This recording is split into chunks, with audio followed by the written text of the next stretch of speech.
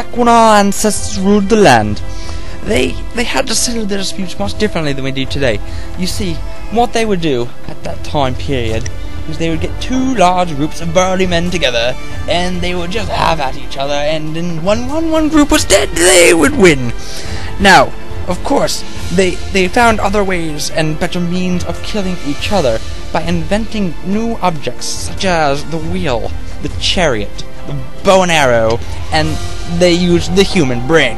However, there's still some ways that we use their ancient tactics today in what is called the Zerg. What a Zerg constitutes is a very large number of very weak, useless units going up against stronger units. However, because the Zerg has so many weak units inside of it, that it can simply overwhelm the stronger units and just destroy them with wave after wave after wave of useless units that do almost nothing individually. However, when grouped together in such a group as a Zerg, they destroy them. Unfortunately, the Zerg tactic is often mocked by people because of its inefficiency and how many people generally die because they're Zerging the enemy. Now, one of the other problems that faces the Zerg is that they simply are not efficient in a real situation. You see, this is a real-time strategy game called Supreme Commander that you are viewing at this moment. And in this game, you can produce as many units as you feel necessary. However, in a real-life situation, obviously you cannot reproduce as quickly as you might want because you have to reproduce normally through regular reproduction and all that sizz. Anyway, if you have to do that in real life, it's very, very, very inefficient to run such a Zerg. However, there are still those who try.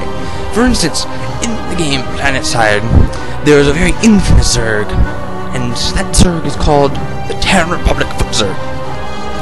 And that is what we are going to be talking about today on this special.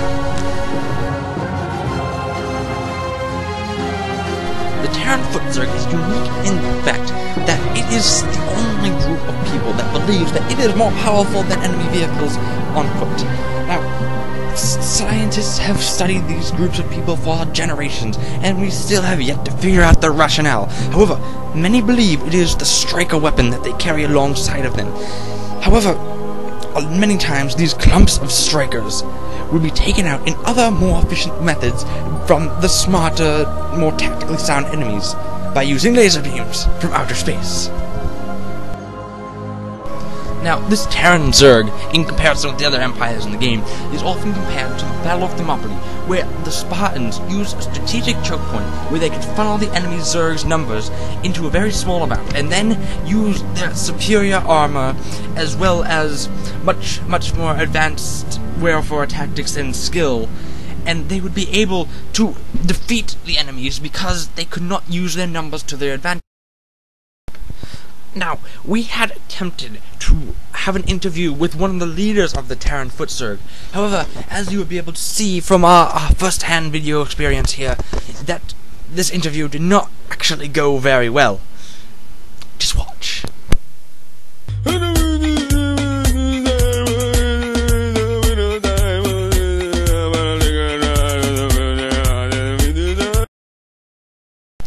And everyone wonders why the Zerg always fails. You see, in my experiences in running with the Zerg, in my first-hand experience I had when I was working with the Terran Zerg, I noticed that our numbers seem to thin very, very quickly, and I always have to wonder, how do they actually get anything accomplished? Because you can see, as many of these members of the Zerg are clearly afraid of going down into this empty vehicle bay, and so by the end, there's only me and one other member of the Zerg, and we are the only people who are actually moving forward. So if the Zerg is always stopped, how exactly is the Terran Republic going to capture anything? Well, as far as I know, the Terran Republic has never actually won anything.